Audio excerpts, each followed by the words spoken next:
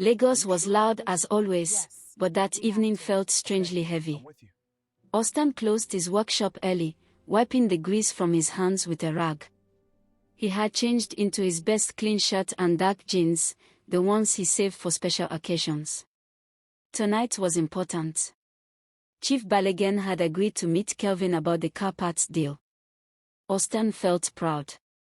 He believed he was finally stepping into a bigger business world. Behind him, Melody watched quietly from the doorway. Her face looked calm, but inside her chest, her heart beat fast.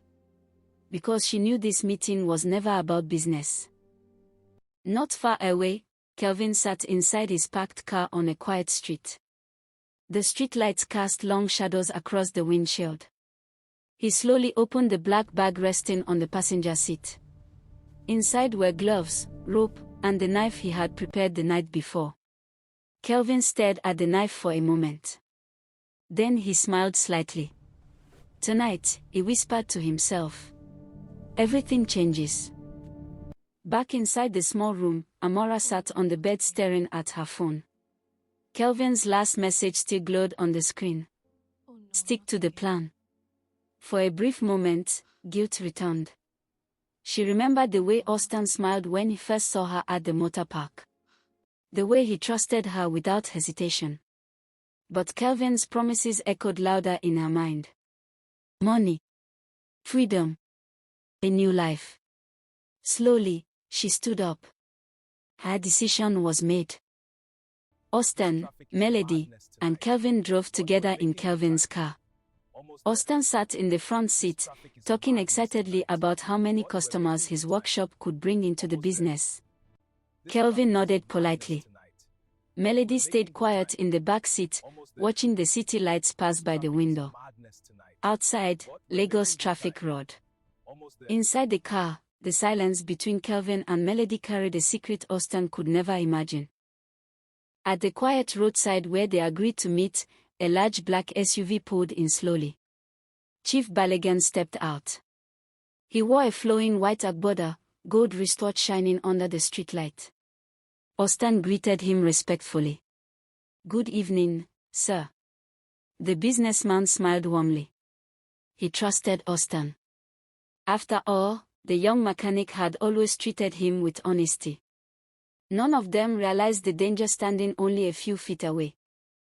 Kelvin stepped forward confidently and shook Chief Balogun's hand. Thank you for coming, he said smoothly. His voice sounded calm and professional. But his eyes were sharp. Careful. Always calculating. The meeting began like a normal business discussion. Yet Kelvin kept glancing around the quiet street, making sure no one was watching.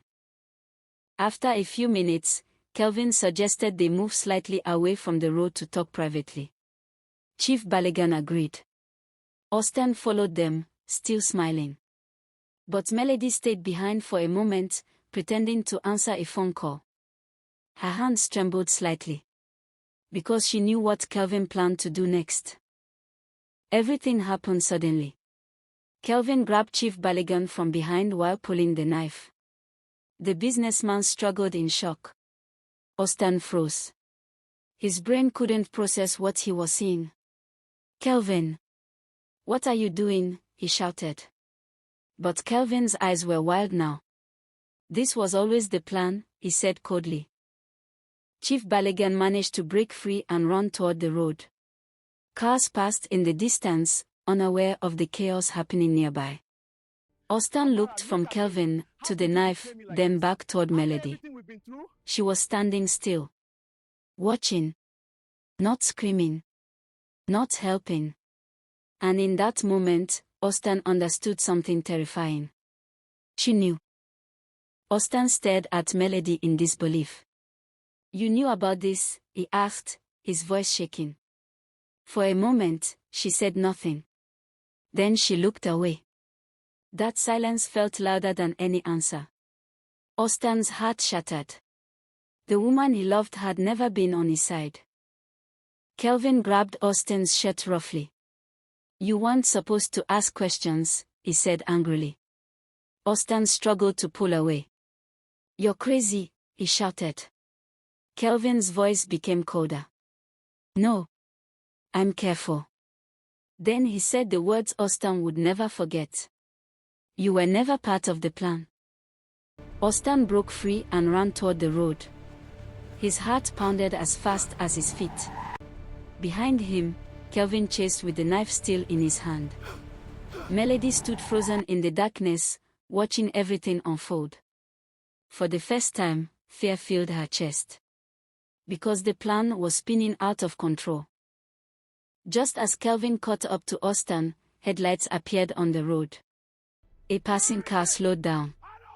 Two men stepped out, noticing the struggle happening nearby. Hey! What's going on there? One shouted. Kelvin froze. This wasn't supposed to happen. Realizing the situation was turning dangerous, Kelvin quickly ran back to his car. He sped away into the night before anyone could stop him. The witnesses rushed toward Austin and Chief Baligan, who were both shaken but alive. Melody stood quietly nearby, pretending to look confused. But inside her mind, panic had already begun. Because Kelvin had just abandoned her. Within minutes, the police arrived after someone called for help. Bright flashing lights filled the dark street. Officers began asking questions. Chief Baligan described the attack. Austin struggled to explain what had happened. And slowly, suspicious eyes began turning toward Melody. One officer picked up Melody's phone after it slipped from her hand. Kelvin's messages were still on the screen.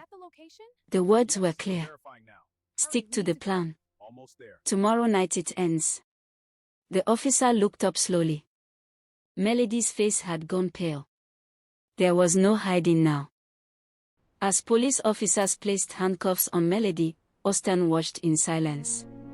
His chest felt empty. The woman he had trusted, the woman he thought he loved, had nearly destroyed his life. Melody looked at him one last time before being led into the police vehicle. But Austin didn't speak. Because some betrayals leave wounds that words cannot heal. And as the police cars drove away into the Lagos night, one painful question remained. If you discovered the person you loved had secretly planned to destroy your life, would you ever trust anyone again if it was you? Let me know your thoughts on the comment section, guys.